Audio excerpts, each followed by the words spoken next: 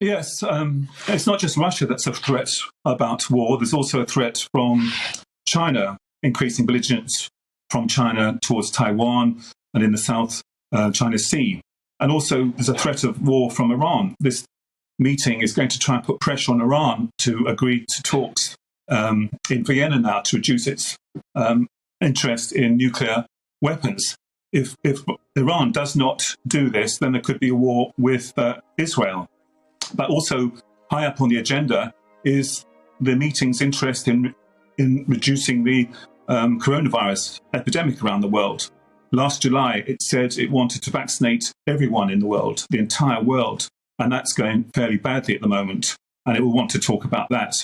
It's already announced, thanks to the United States, President Biden has said that he's going to stop all government agencies investing in coal mines and oil drilling, which is a major initiative on carbon emissions. And that's quite a big impact on the meeting, which is going to try and reduce also carbon emissions around the world. Yeah, I mean, a huge number, actually, of very significant geopolitical issues which do need to be talked about. But in terms of the Russia situation, why is there so much concern? Is it the sense that President Putin is just so belligerent at the moment, he just doesn't care what the rest of the world thinks? He is belligerent, but he also says this threat of war is made up by the West, and it's the West that's stirring things up, particularly USA and UK. But I think it's also President Putin saying, from a position of weakness, his country's isolated with sanctions, the economy's not going well, and it's a tool to say to his electorate that the world is against us, we have to defend ourselves, and we must be strong. And this build-up of army on the borders with Ukraine will demonstrate to his own people that he is a strong leader with a strong army. But he's also saying there will be no war.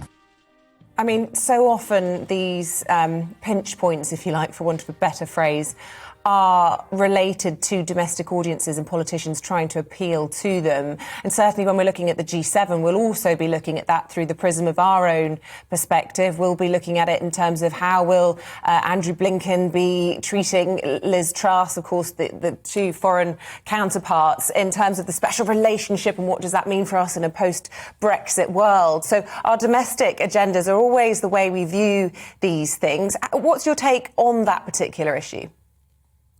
Yes, the domestic agenda is important, and Liz Truss is actually using this meeting to highlight Liverpool as well as a great city, great port, faces the West, and has a great cultural history, including the Beatles and football.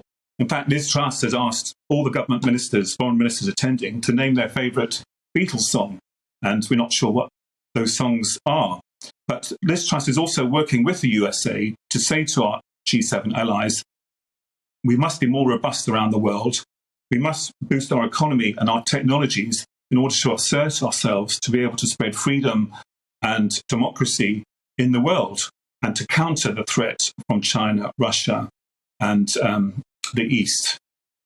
Yeah, with all that, though, I mean, it's a strong rhetoric, but unless countries are prepared to put boots on the ground to stop these things happening, whether it's China trying to move on Taiwan, whether it is Russia trying to move on Ukraine, unless there are not only economic sanctions, but at least the possibility of boots on the ground, it's just not going to wash with these big countries, is it? Well, troops on the ground and the possibility of war is so devastating to the world economy, and particularly to China and Russia. I think the West is strong enough and united enough not to go to war, which will cause horrendous economic collapse. We have the coronavirus to fight at the moment. That's the number one agenda. And I think the West is in a position of strength. It knows it dominates the world and the United Nations with the moral high ground, and most people subscribe to that. And these are rogue states, China and Russia, that are desperately trying to be assertive, but on the whole, they're weak. They're flexing their muscles because they're weak on the world stage. And I would say the West and the G7 doesn't have to be aggressive, militaristic, because it holds all the cards in return in terms of economy and world travel and the United Nations.